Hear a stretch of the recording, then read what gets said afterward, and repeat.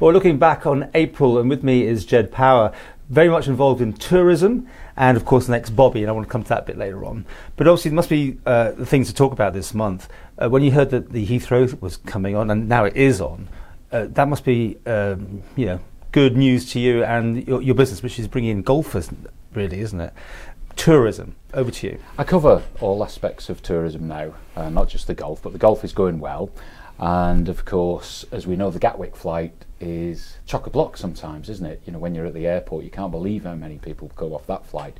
So to have another option for bringing in traffic from that area is only good for the Isle of Man, because with all these hotels being built and we've got some new attractions coming along, I think it'll be great to, have this support from away from these shores. Your high net worth, I think, on the tourism I get all thing. kinds. Yeah, but golfers overall, I mean, being generalistic, of course, but they've got money to spend. They come over, they're a good time. You know what I mean. Golfers are fantastic. They spend over £100 a day on food and drink. They're eating and drinking machines, and they're good fun as well. Very easy to handle. And of course, the Isle of Man has got 8 courses. Yeah. We've got a fabulous offering. So is there more potential there, or have you got it sort of cornered now? Well, I'm on the visit agency. Let's going to come to that.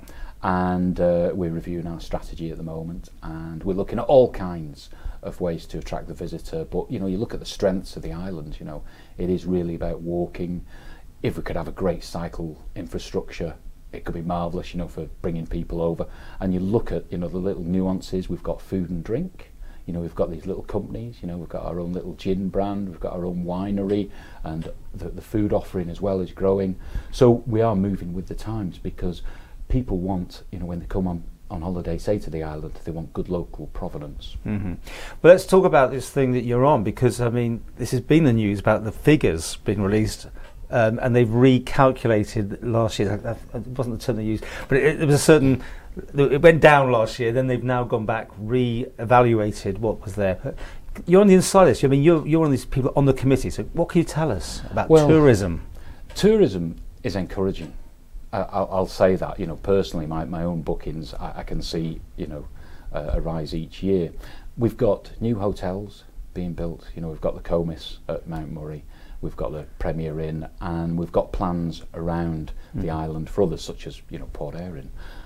As for the actual figures, the steam packet, there was a dip in that, but you'd think now we are the owners of the steam packet, the Isle of Man PLC, you'd hope that we can maybe encourage people to come over, say, with a variety of different fares and so forth. Are you surprised about the difference? The boats are down from these figures, and these have been carefully looked at, no doubt, this time around.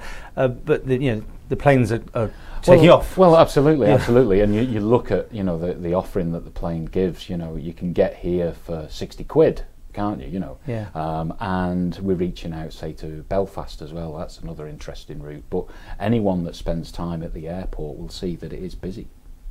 Well, finally, let's talk about the place has been very busy this month. You're the next Bobby. You've been inside this organisation. I kind of bring this up as well, because I've had a bit of an interesting time, and looking at the forums, this whole business about these big events that happened, big incidents that happened, and how maybe little that the police were interacting with the public / the press on this. Your view, your take on this? Well, I'm lucky that I speak to some of my former colleagues, and they are under quite a bit of pressure at the moment, regarding staffing levels and how to cover things, and maybe communication isn't top of the list of priorities. I'd certainly look out for, we need that community officer, that face, don't we? Someone, remember Derek Flint, someone like that who would engage with the public so well and came across very professional. There's no full media advisor. I deal with Gavin down there, and he's great when he's there, but he's not always so available. We got these shots down on Victoria Road taken the other week. Before that, there'd been the sort of death that had been unexplained for a while down there near the hotel group on the promenade. But I was there and no one was helping me. The police were absolutely not going to tell me anything. It was really odd, and they don't want to be in the shot and all sorts of things. And I kind of think this is because there's not enough maybe things going on over here that when something does happen, they're not ready to interact with the media / the public maybe? There could be a number of reasons for that. It could be confidence of the officer, it could be empowerment, it could be, well, what's the leadership style, is the freedom to, to speak with the press or what have you.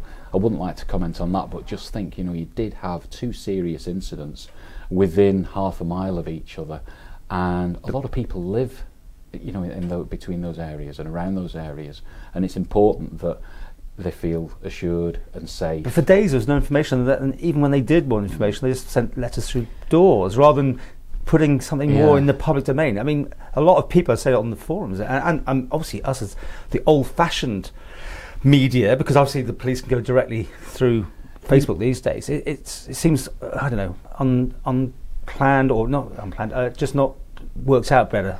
Communication is everything. I mean, I'm just thinking whether, was it a bank holiday weekend? Was it? The first one, wasn't it? Maybe.